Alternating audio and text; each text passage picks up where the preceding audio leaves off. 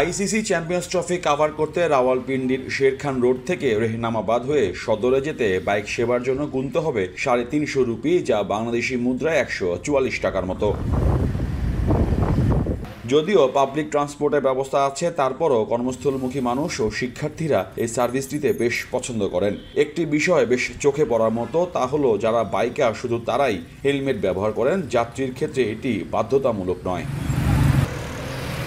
আরেকটি বিষয় হলো রাস্তার মাঝখানে বাইকারদের জন্য ফুট ওভারব্রিজ। ভুল করে কেউ অন্য পথে চলে গেলে সহজে এই ওভারব্রিজ ব্যবহার করা যায়। এর একপাশে রয়েছে বাইক ওঠার জন্য ঢালু পথ। একজন বাইকারের প্রতিদিন আয় 1000 থেকে 2000 রুপি, বাংলাদেশি মুদ্রায় 850 টাকার কিছু বেশি। এভরিডে ম্যাক্সিমাম 1500 2000 बस गुजारा हो जाता है इसमें। हाँ, ज़्यादा देर का नहीं, बस जो है ना गुजारा चल रहा है, बस उसमें जो है ना अपना घर का जो है ना वो माहौल सब हो जाता है, इतना नहीं होता है फिर भी, क्योंकि महंगाई बहुत है अभी।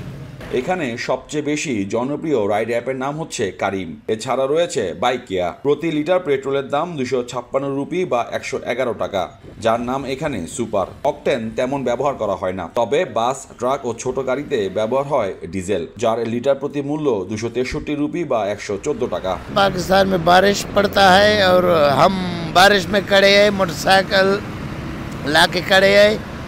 हमारा डेली का खर्चा 2-2.5 हज़ार रुपये घर का है, मगर हमें इतना बचत नहीं है, मगर गुजारा करता है मसे। पेट्रोल भी महंगा है।